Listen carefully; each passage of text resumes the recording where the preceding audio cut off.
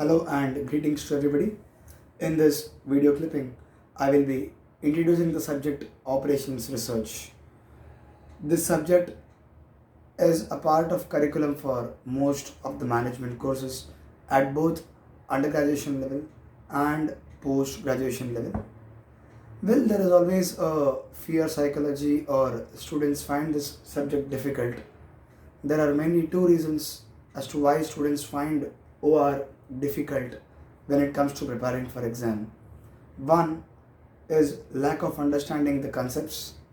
Second is lack of practice or lack of daily practice, I would say, when it comes to solving sums. So students, I will be soon starting batches for all TYBMS semester 6 students. Two very important things that we will concentrate on is first, learning with me will ensure that your concepts are 100% clear. Second is daily we ensure that you solve one sum. One, solving sums during the classes. Apart from that, we ensure that you solve one sum daily at home.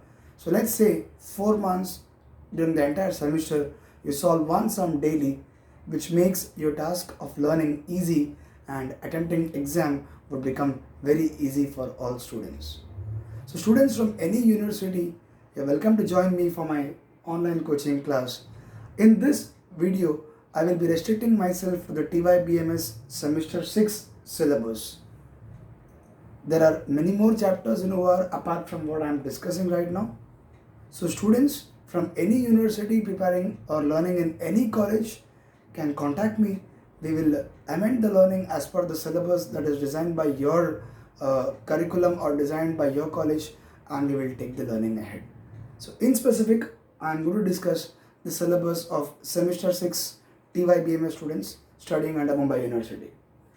For those interested to join my online coaching, please contact my number 99670 and yes, the video is going to be useful for all management students, so please share the link with all your friends so that everybody gets to benefit.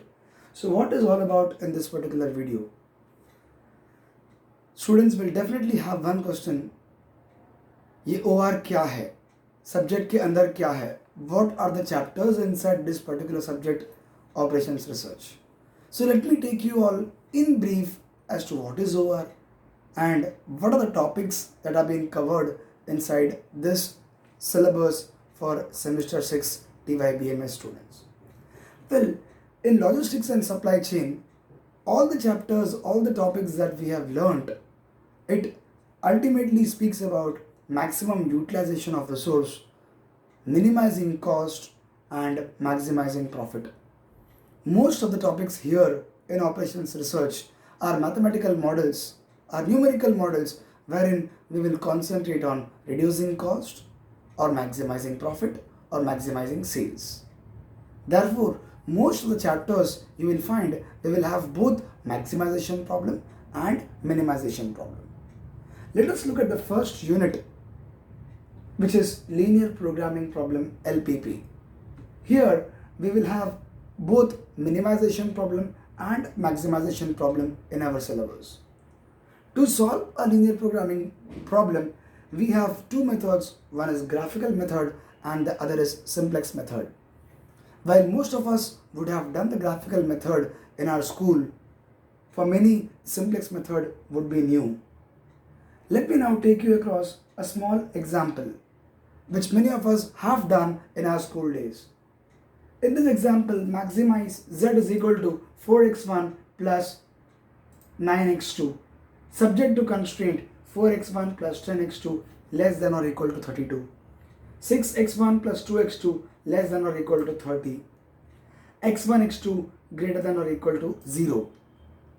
Now, how do you read this given problem? What is 4? What is 9? Now let's say that there is a company which is producing two products, X1 and X2. So I can say that X1 and X2 are decision variables. Decision variables because here the decision to be taken is number of units of X1 to be prepared and number of units of X2 to be prepared or to be manufactured. So let's ask the question, how many units of X1 and how many units of X2 should the company manufacture. Why? So that the profit is maximized. The problem is maximize Z is equal to. So I can interpret the sum that each unit of product X1 is going to give 4 rupees profit, and each unit of product X2 is going to give 9 rupees profit. So knowing that X1 gives 4 rupees profit and X2 gives 9 rupees profit, the question is how many units of X1 and X2 are to be manufactured so that the profit is highest. That being the question, the answer would be manufacture as much as possible. The more you manufacture and sell, the more the profit. But that is not the case here. X1 and X2 are to be manufactured using two resources R1 and R2. And the point is that the two resources are not available in unlimited quantity. The resources are limited, wherein resource 1 is available only to the extent of 32 units and resource 2 is available only to the extent of 30 units. So now the question is, how many units of X1 and X2 products have to be manufactured so that profit is maximized? However, we have limited resources R1 and R2 to the extent of 32 and 30 units respectively. So now the question is, how best do you utilize the available resources and manufacture X1 and X2 so that there is best possible use of resources, at the same time your profit is maximized? Which means linear programming mainly concentrates on constraints. So achieving a given objective function subject to given constraints. So let's say that if I am able to satisfy constraint A, but I am not able to satisfy constraint B. Vice versa, I am able to satisfy constraint B, I am unable to satisfy constraint A. In both the cases, I would say that it is an example of infeasibility. ये problem को solve नहीं कर सकता है. The reason is I am not able to satisfy both the constraints together. So what is a feasible solution?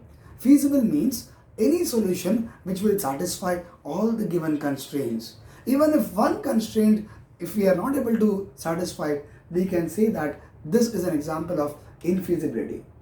So in the process of learning linear programming problem, we have to know to solve the problems, no doubt. But apart from solving problems, there are small concepts which we should know, like what are decision variables, what are constraints, what is non-negativity constraint, what is a feasible solution, how do you define optimality, what is optimal solution, what do you mean by infeasibility, what is an unbounded solution, what is redundant solution, so on and so forth.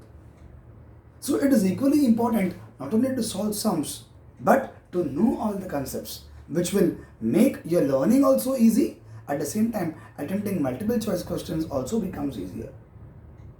Once we start the topic in our regular online coaching, we will learn both the methods, graphical methods and simplex method. As I said, graphical method most of us have done during our school days, and what is new to us is the simplex method.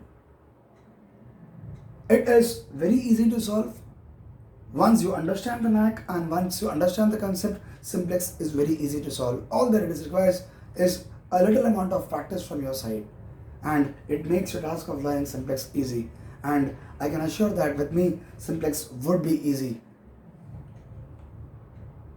The second module in your syllabus for the TYBMS semester 6 syllabus, we have two chapters, transportation problem and assignment problem. Let me first take you all through what is this transportation problem all about. Let's say that a company has got three factories, F1, F2 and F3, manufacturing the same product. F1, F2 and F3 are at three different locations. This company has got four customer markets, C1, C2, C3 and C4. All four customer markets at different locations. Mind well, all the factories are producing the same product. Now the numbers that we can see, 2, 3, 11, 7, 1, 0, 6, 1, 5, 8, 15, 9. All these numbers, let us for some time assume that these are transportation cost per unit to transport from F1 to C1, F1 to C2. So let's say if the company has to transport 1 unit from F3 to C1, the transportation cost is 5. If the company has to transport 1 unit from F3 to C4, the cost is rupees 9 per unit. So this is a cost matrix. Now 4 customers C1, C2, C3, C4. The demand is 7, 8, 3 and 2. We can assume 7 lakhs, 5 lakhs, 3 lakhs and 2 lakhs. And the production capacity in the 3 factories 6, 1 and 10. Let's say 6 lakhs, 1 lakh and 10 lakh. Typically I have taken a problem wherein demand and supply, total demand and total supply are the same, which means the problem is a balanced one. Remember, to solve any transportation problem, the first thing to ensure is the problem is a balanced one or not. Now what is to be solved over here? At the end of the day, customer 1 requires 7 units. Whether you give him entire 7 units from factory 3, you can give because the supply is 10.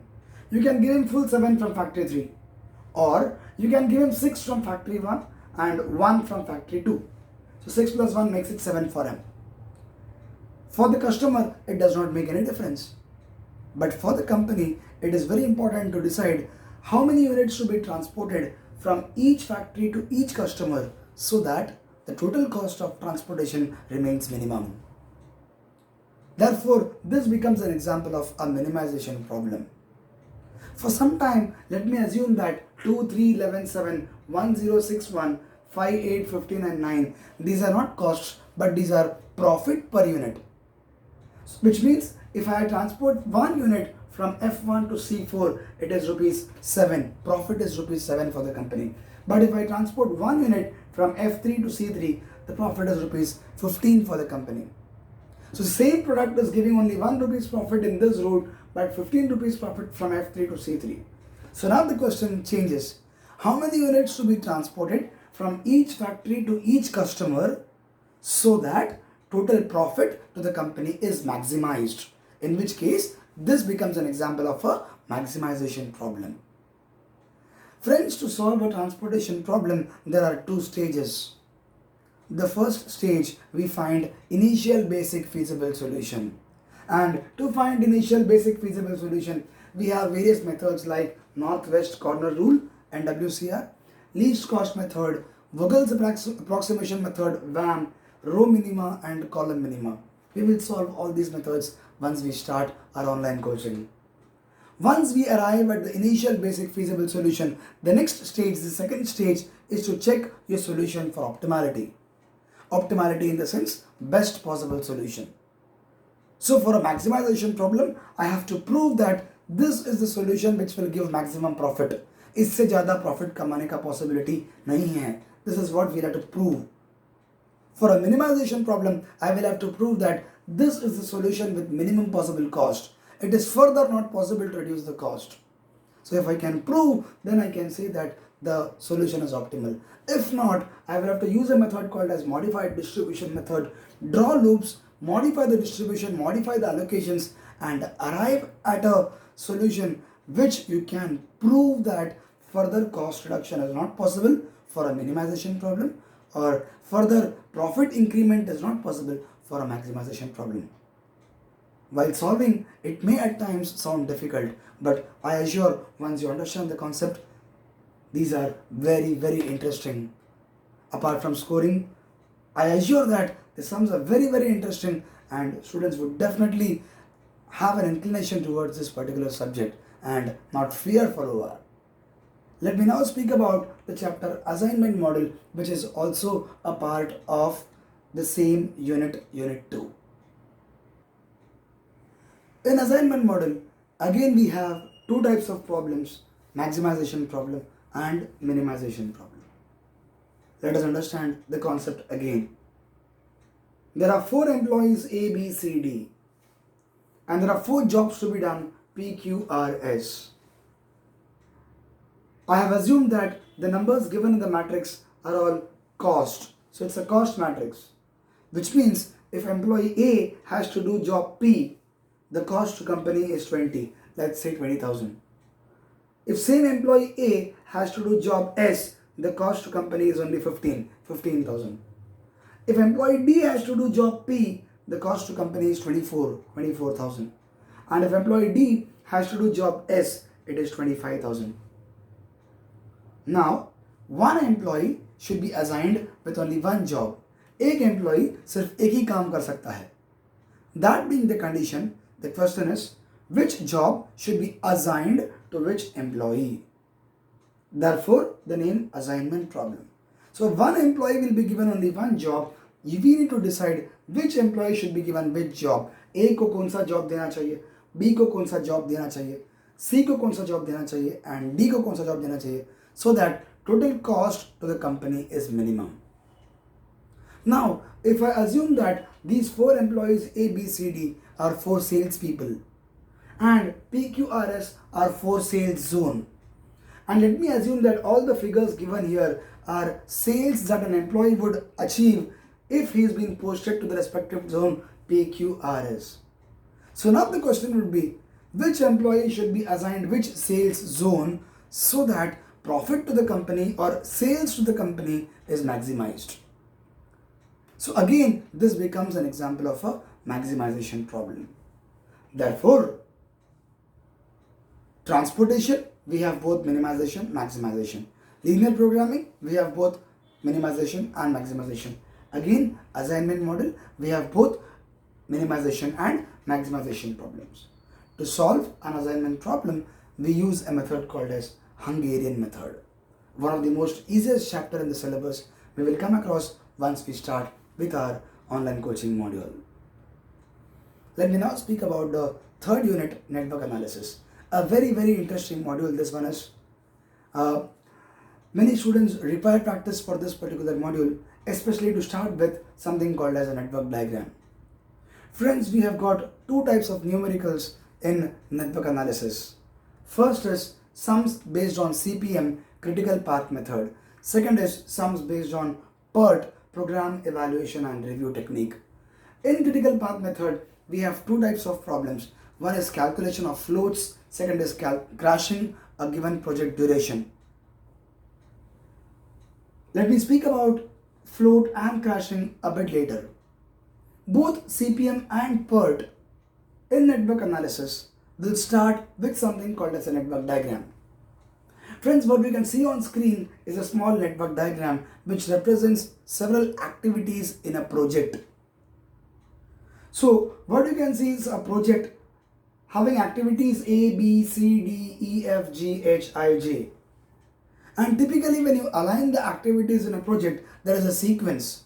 What you can understand by these arrow marks are that activity A should be first done, after that we can do B and C, which means activity B and C are dependent on activity A.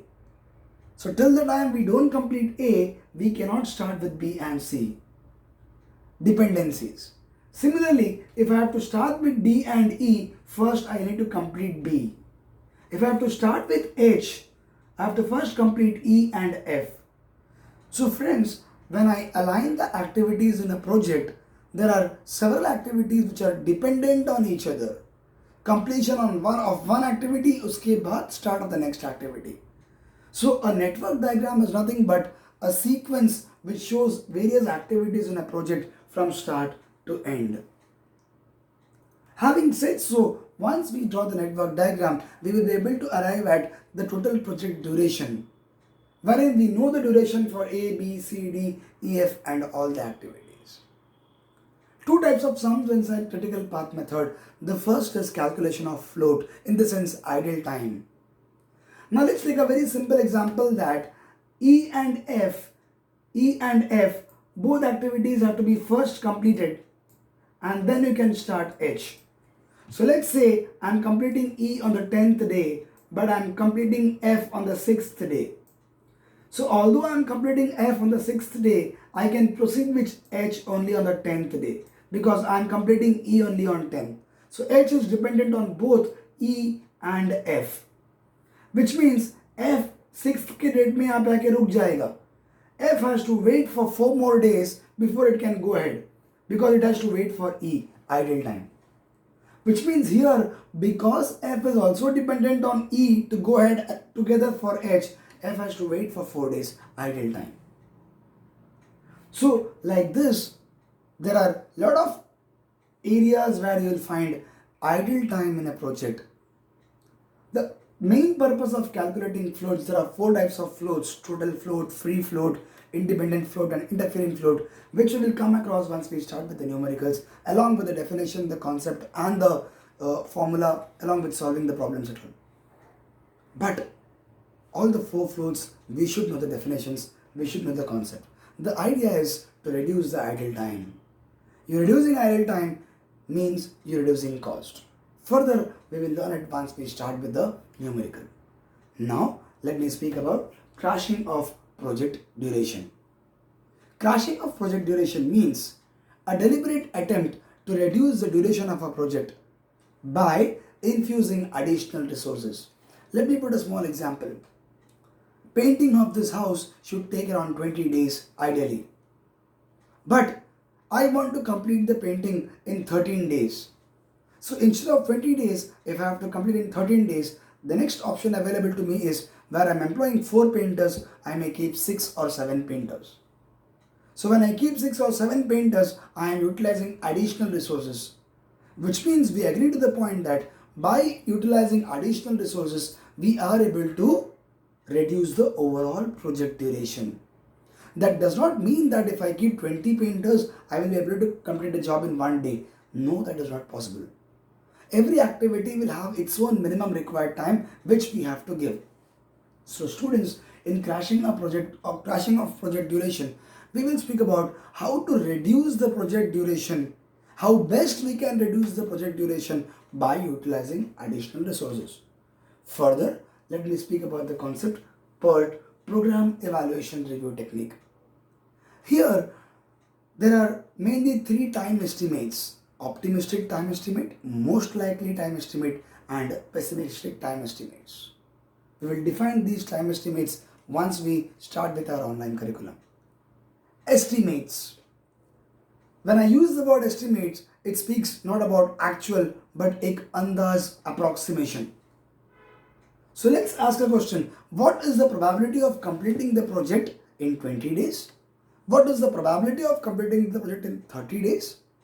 What is the probability of completing the project in 18 days? So here, this is a probabilistic model wherein we will learn the probability of completing a project in different durations based on 3 time estimates called as optimistic time estimate, most likely time estimate, and pessimistic time estimates. As I said, we will get into the definition of optimistic, most likely, and pessimistic once we start with our curriculum. So this is in brief about what is network analysis. Further to learn, we will start with small network diagrams starting with 4 activities, 5 activities, 6 activities. Let us slowly grow to 10 and 11 activities in a given project. This will be useful for both undergraduate students and post-graduation students. Further, let me speak about the topic job sequencing. Job sequencing and theory of games are the last 2 chapters which are part of Unit 4 for the TYBMS Semester 6 OR syllabus. Let me quickly take through and discuss about what is it all about in job sequencing and theory of games. There are 5 jobs to be done, 1, 2, 3, 4, 5, and I am assuming a 2 machine problem wherein there are 2 machines, machine A and machine B. We have both 2 machine problems and 3 machine problems in our syllabus. We use Johnson's rule to solve a job sequencing problem. Now, what is the topic all about? All the 5 jobs have to be done. But the question is, which job is to be done first? Which job is to be done second, third, fourth, and fifth? Sequencing. So we have to form a sequence to decide which job has to be done first, second, third, fourth, and fifth. As such, all the jobs have to be done. There is no job which will remain, as if it is not done, or no job which will remain incomplete. All the jobs have to be completed. The question here is, we are going to use 2 machines, machine A, machine B. For a 3 machine problem, we will use 3 machines, machine A, B, and C. The point is to arrive at a sequence of job in such a way that as far as possible the total time taken to complete all the jobs is minimized. Total time taken to complete all the jobs, in technical term, we call it as elapsed time. Calculation of total elapsed time. Number one. So first is framing a sequence to arrive at minimum time to complete all the jobs. Second, very, very important thing. The reason to find a sequence or arrive at the right sequence of job is that we need to ensure that as far as possible, the machines do not remain idle. So if a job has to first pass through machine A and then pass through machine B, there's a sequence. पहला machine A के अंदर, फिर B के अंदर, फिर machine C के अंदर, then it becomes the finished product, output. In that case, every job is going to move from machine A to machine B to machine C to finished product. The question is that in between the operations, am I able to minimize the idle time for all the machines? That is why the purpose of solving Johnson's rule, the purpose of solving job sequencing problem is 1. Reduce the total time taken to complete all the jobs. 2. To ensure that we arrive or we end up with minimum idle time for all the machines. At the end of the day, machines are resources. So the more it is going to remain idle, the more the cost for the company. Therefore, the objective is to reduce the idle time. Further, we will learn the chapter once we start with the online curriculum. And the last module for the TYBMS syllabus is theory of games. Perhaps at the degree level, this is only an introduction with only one type of sum. These are problems wherein saddle points are available at the undergraduate level. For the post-graduation level, there are further sums wherein saddle points are not available. But at UG level, for the bachelor's level, very easy and only one type of problem wherein saddle points are available. Why the name theory of games? Many a times as a company, I may come up with one strategy or two strategies or three strategies. But my strategies, when I implement it, the output and finally what is going to happen outside does not depend only on my strategies. It also depends upon what strategies my competitors are following. Let me take a very simple example of a chess game wherein two people are playing chess. Me winning the chess or me winning in a chess game will not only depend on my move but will also depend upon the opposite person's move. So मेरा एक strategy है, मेरा opposite person का एक strategy है. So I may apply some strategy, my next move will depend upon what my competitor is going to decide. So my victory is essentially not dependent only on my move but also on my competitor's move. It makes a situation of a game. Similarly, I may have 4 different strategies out of which I may select one. My competitor may have 4 different strategies out of which he may select one. At the end of the day, the final payoff, the final profit will depend upon what I am selecting and what my competitor is selecting from different strategies that he has got. That is why the name theory of games. Further, we will learn what is principle of dominance, what is saddle point, how do we interpret this payoff matrix, what do you mean by -3, what do you mean by 4, how do you interpret this matrix, how to solve. We will see it once we start with the online curriculum. For now, to introduce, all that we can say is this topic is known as theory of games because multiple parties or 2 different competitors will come out with different strategies and the payoff will depend upon what strategy I am implementing and what strategy my competitor is implementing.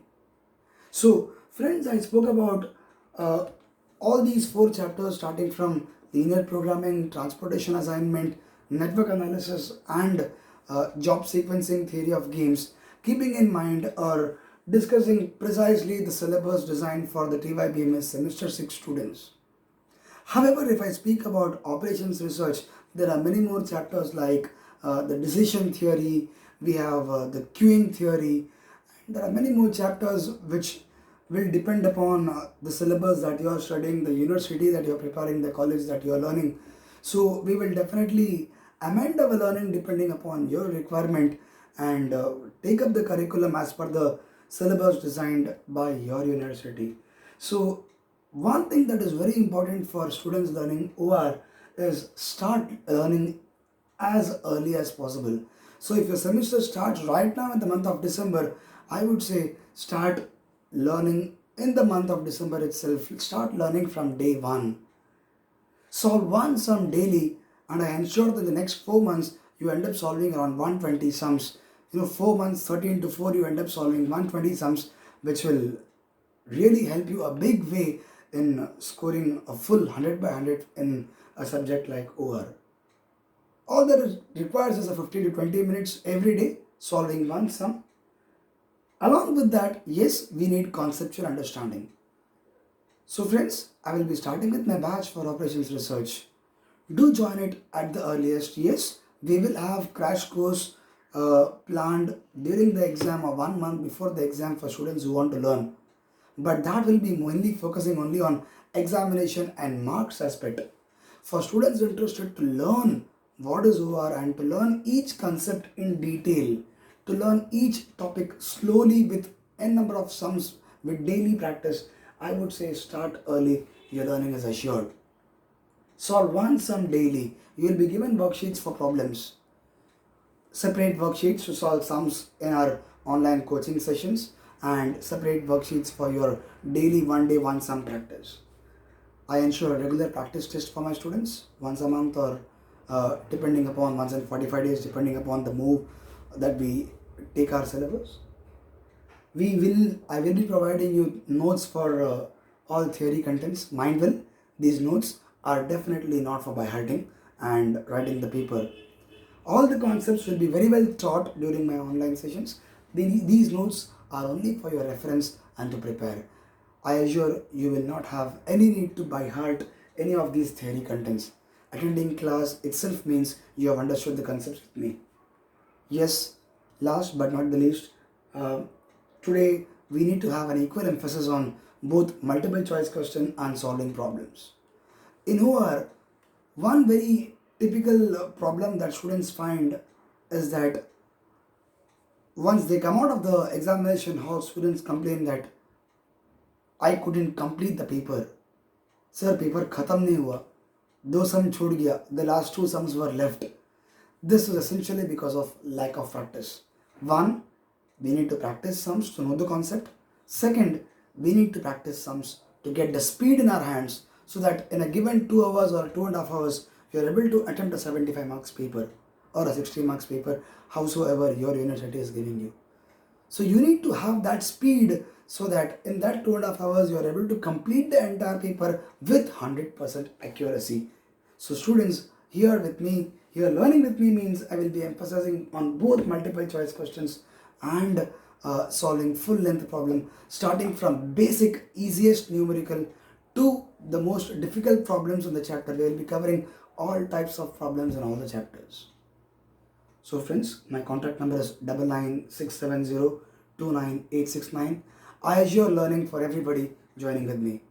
So do share this link for those who have liked my video, and for those who feel that this clipping is going to be useful for all management students, not only for the BMS but even for postgraduate students or students of any university. Yes, please share this link so that this will be beneficial to many students. Contact me. My number is 9967029869. See you all soon. Goodbye. Thank you.